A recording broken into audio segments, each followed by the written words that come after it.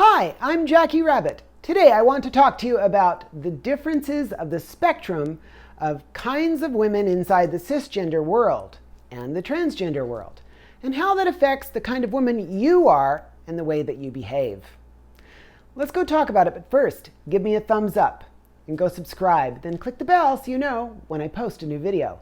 Let's go talk about the spectrum of what women are and how they behave in the world. Come on, let's go talk about it.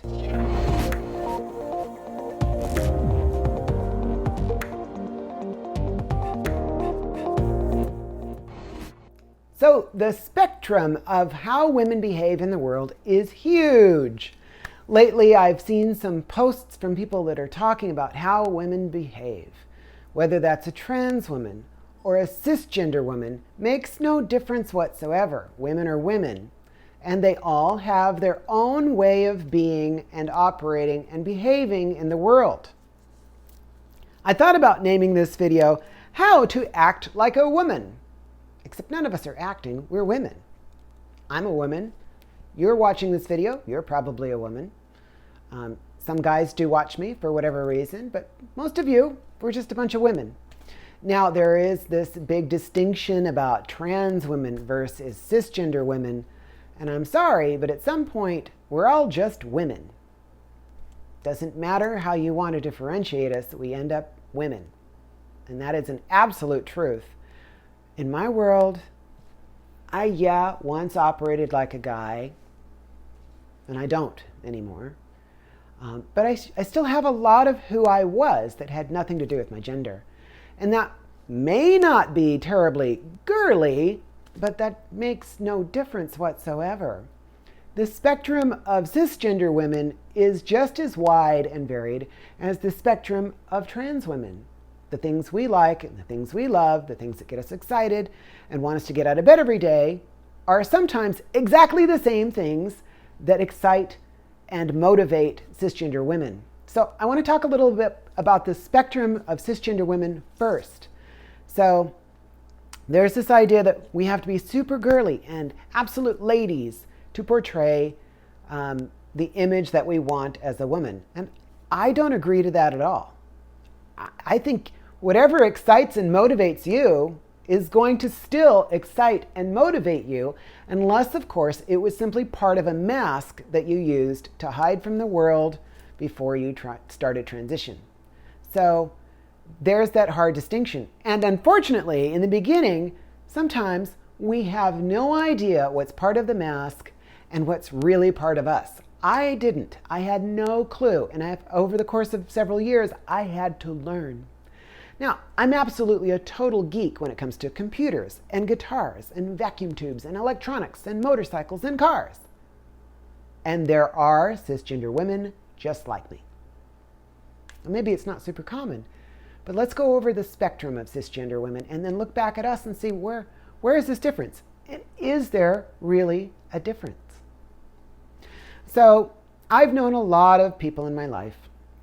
I've always paid very close attention to the cisgender women because, well, I'm one of them.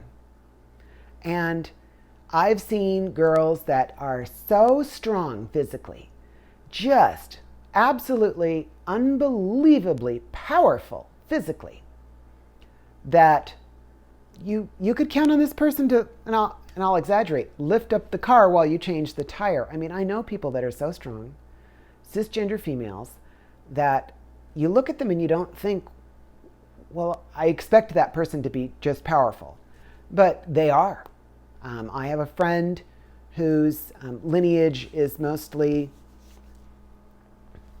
I guess Hungarian would be the best, strongest lineage point. I don't know what it is, but it must be something in the genetic pool of Hungarians. This girl is so strong. I'm just awestruck by the physical ability she has. She's the kind of person, like the mom that would lift the car off the kid. She could actually do it. I'm actually certain her structure and muscles would do it. I think she'd probably rip tendons out of herself doing it, but I absolutely believe she has the capability. I've seen her do stuff that just baffle belief. I tried to carry one of my vacuum tube amplifiers upstairs that had the big 12-inch with a 50-ounce magnet, and I couldn't lift it. It just was too much for me to carry up the stairs on my own.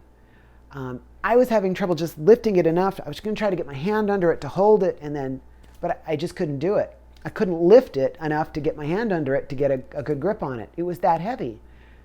And so she was there to help me, and she literally grabbed the handle, pulled it up, and went up the stairs like it was 15 pounds. And I've seen her do things far more strenuous than that, as if it was no big deal. Sometimes she actually will hurt herself. She is so strong and so capable. Sometimes the ligaments and joints in her body scream afterwards, and it's like, wow, you were so strong, you can hurt yourself. I don't have that kind of strength. I just don't. And I don't think I ever did. Like, I was pretty strong back at my racing weight. You know, when I raced motorcycles, I was pretty strong. I may have been the same amount of strong, but I'm not sure. I actually think I wasn't. I think she's stronger, you know. So as far as physical strength and ability and muscles, there are cisgender women out there who are absolutely strong. When it comes down to the way that we behave in the world, I've known women who would absolutely put any boy to shame, you know, in any department, whether it was racing. I've known girl motorcycle racers who literally could tear your eyeballs off as they passed you on the outside of turn 4, leaning in, tire up as the apex came, and chasing down the straightaway to 170 miles an hour on their race bike, when all you could do was choke on their exhaust fumes and try to follow their line because they left you a black mark to follow. They were literally screaming that back tire, front tire lifted, opposite lock, pushing through the corner to get to the apex. Girls can do that. Women are very capable when they want to do what they want to do and they're motivated to do it. I've seen it happen. Any guy would be proud to tell you he could do that. Well, I got news for you. There's girls that can do it too. And I've also known women who were so forceful and so assertive and so direct. They would tell you what they want it now. They had no problem being aggressive in order to get their goals achieved. They had no problem stepping on top of your neck to make sure something got done if you were in the way. Now, that doesn't mean that's strictly a male trait. That just means that women can be completely assertive at all cost. Not that I think that's a great idea, but there are cisgender women who are just as capable and assertive and able to move forward at whatever they want to achieve, just like some men do. Not all do, but some do. So this distinction that women have to be girly, or they have to be ladies, or they have to abide by this code of what it means to be a woman is false. Therefore, the idea that as trans women we have to follow this, we must be girly, we must be ladies, while it's a nice idea that everyone preaches to their daughters, and I would say, be the best you. Be a lady, you know? You don't have to be girly. I am not. Take one look at me. Jeans, t-shirt. I'm not girly. I'm just me. And that's totally appropriate for the person that I am, or any cisgender female who is like me. And there are plenty of them, trust me. I've had friends who were totally capable. Early in transition, one of my friends went out in the rain with a jack and rotated the tires on her car because she needed to get it done and didn't have time for someone else to do it. And it blew my mind, and I realized just because I'm a woman doesn't mean I can't still be perfectly capable, because women sometimes, quite often, are incredibly capable. They're problem solvers. They can get things done. They are strong. They are not afraid to get their fingernails dirty and get some work accomplished. They're not scared of the things that we all associate with being girly and ladylike and feminine. I've seen female drag racers who I could never chase them down. I had 3 bikes one year, FCR 1000s, that I had 3 of them for different classes, and my last one had the long swing arm, everything you could do to the motor. The bike would do 200 miles an hour. Now, not with me on it. I never really, at the end of the straight, the best I was doing was about 165. And I knew racers, these girls, they were fearless, fearless. And of course, I was having severe pucker factor at 165 and letting off the throttle. I'm like, that's enough for me, So if you're worried about having to present yourself and throw away things that motivate you and excite you, that you really truly love, that were not part of a mask that you were hiding under, there's no reason for you to actually throw away those things. If you love cars, well, then you're just a gearhead girl like me. If you love computers and you nerd out completely on your Commodore 64, well, you're just a nerd like me. If you love vacuum tube guitar amplifiers and you love to tear into the electronics and wire up your own board and roll your tubes and try different transformers and build your own cabinet and select your own speakers, well, you're just a nerd like me. You're a gear snob, but you're a nerd like me. And if you like to throw down and absolutely shred some metal on your guitar, well, then you're just damn talented, because I'm not as talented as that, although I would love to be. There's no reason you can't be you exactly the way that you are. Now, there are physical mannerisms as well. And there's nothing saying that you have to walk like a girl, talk like a girl, smell like a girl. If the way you are is the way you are, you're that kind of girl. And that's perfectly fine, because I can go and find 5 women just like you if I go look for them. And it won't be hard. I saw a comment recently where somebody was saying something nice about a trans woman, except that this person didn't like that they walked around like a guy and still sounded somewhat like a guy. And I can find a dozen girls who are cisgender female who fit that description. I really can. It's not hard. A lot of the moms of the people that I was friends with over the years were just like that. It's not abnormal. But sometimes we end up under the spotlight, don't we? It's like we're under the magnifying lens to constantly be portraying what is expected of the world of women.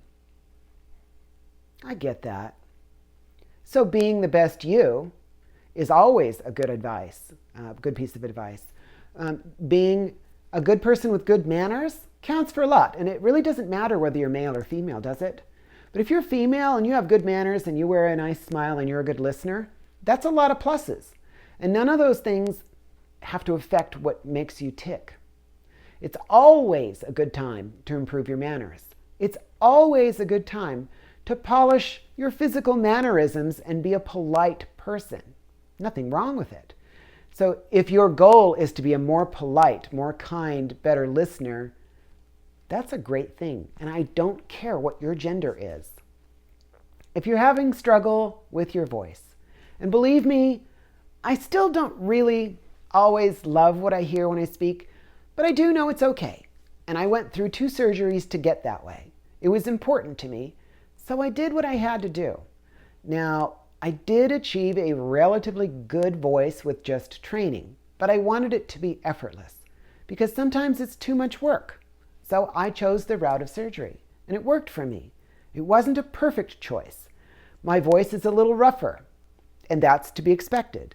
My high range really isn't there. I end up having like a ceiling to my frequency level. But it was kind of the same way it was before. So it's not like I lost something. It's just that I feminized the voice I had. The same as I feminized my face, the same as I feminized my chest, the same as I feminized the rest of my body to make myself congruent with the way my head believes I am. And so I just made it all fit. Now I've spent a long time improving my person, my inside, my core. But I also still get very excited about the things that make me tick, the things that I'm motivated about, the things that maybe aren't considered very girly. So what is girly anyway? what does that mean exactly? Girls fit this wide spectrum these days. Girls can kind of do whatever they want, right? As a guy, you really can't wear anything you want. It must be guy stuff, or you might get teased about it. Girls don't have that problem. They literally can wear anything they want, and pretty much nobody bothers them about it. They can be any end of that spectrum, from absolute frilly little dresses to jeans, t-shirts, and overalls. It's all inside the spectrum of women's clothes. That's a real advantage. So don't worry about the clothes. Do they need to be girly? No. They don't even have to be from the women's department. I was so scared buying the first things I ever bought from the women's department. I look back on that now thinking, well, that was just ridiculous. Girls can do whatever they want. There's no real expectation, except that which we place on ourselves. And as far as mannerisms, well, girls have all sorts of mannerisms. I've seen girls that stomp around like a truck driver. I've seen girls that have a sway in their hips that just is mesmerizing, and everything in between. And I don't think there's any one thing that says one's better than the other. You have to choose for yourself what you like best. And if just being you is good, just make you the best you that you can be. Really, truly, I think that's all you have to do. And as far as the things that you really like, and this is what I keep hearing, that sometimes trans women think they have to get rid of these things that they really like in their life. I don't think you do. And I want to share with you something that happened to me yesterday. And it got me really thinking about this. I had to sell off some excess inventory at our company from an old business venture. There was a point where we were going to make about 50 to 100 vacuum tube amplifiers and, I don't know, maybe 25 to 50 Telecaster style guitars. And we had to, design everything. It had to go through prototyping, had to get in the hands of musicians, and had to be tested. We had to buy an inventory of all the componentry. We had to write all the programs for the machinery to do the manufacturing. And a lot of that fell on me. And it just didn't go anywhere. The main manufacturing component of the business ended up having an upswing, so there was no resource in time or manpower to continue on with the musical instrument component of the company, so it just got dropped. And it didn't even get a really good start. So that inventory has been sitting upstairs in boxes for years now. I think it probably petered out around 2012, so it's been up there for a long time, 8 or so years. And finally, we're cleaning everything out at the office, and it's like, well, what do we do with all this stuff? We keep talking about getting rid of it. It's too much work to try to bust it all down into an inventory and put it on eBay or something. It's just too much work for very little profit. It doesn't make sense. So we just listed the whole lot as a big business inventory, and finally we had some buyers come in. And I was with 2 buyers yesterday, going through all of the components and talking about everything and hoping to get what we were looking for out of the inventory. And we got pretty close. But during that whole process, of course, I'm in my nerd element, right? Vacuum tubes all over the tables, all the electronics, all the things I'm proud of, all the drawings of the circuits I designed, all this stuff everywhere. And of course, my nerd takes over. The inner nerd just goes crazy. And this guy was also a vacuum tube amplifier nerd. So we both nerded out for 2 hours straight about all the gear and the equipment, the types of tubes and the getters, and whether it's a metal envelope or a glass envelope, and this kind of rectifier and that kind of rectifier, and EL84s and 12AX7s and 6L6s and 6V6s and this and that and these and those, and I wasn't being very girly. But through the process of this entire thing, not once did this guy ever have or take any issue with the nerdy girl who was geeking out over vacuum tubes and vacuum tube amps with him at any time. There was no thought in his mind ever that there was something wrong with the way that I was behaving. I was a unique individual, but not the only girl that he'd ever met that was super into that kind of stuff. There was never once a mention that it wasn't girly, or that I was doing something masculine, or that it was unexpected and that he needed to reevaluate his estimation of my behavior. It was fine, and there was nothing wrong with it. So I just want to use that example to tell you, if you're into something and it excites you, you don't have to give it up just because you're a girl. It's your motivation. It's what you love. It's what you do. It gets your juices flowing. You really like it? You don't have to give it up. If you like guitars, cars, motorcycles, guns, vacuum tube amplifiers, whatever it is that your thing is that's not a girly thing, you don't have to give it up. It just makes you unique. There's nothing wrong with that. So be the best woman you can be. But don't change. Don't be something different. Just be you. That's about all I can tell you. So I wanted to make sure you understood the spectrum of women is just as wide as the spectrum of trans women. And we're all just women. Remember, if you want to talk about these things with others, you can go over to transgenderpulse.com. And there's lots of girls there who will continue this conversation ad nauseum. And this is something we all talk about. So go over there, and if you sign up, tell them that Jackie sent you. Take care of yourself, and remember, it matters to me how you get through this. And at the end of this year, I want you to have this one takeaway. You get to be whatever kind of woman you want to be, and there's nothing wrong with it. And don't let anyone tell you anything different. You get to be the type of woman that makes you happy. So go be a happy woman and move into next year with everything intact that makes you happy. If it didn't serve you and it was part of a mask, it's okay to get rid of it. But you don't have to give up what makes you excited. Take care of yourself. I'll see you next time. Bye.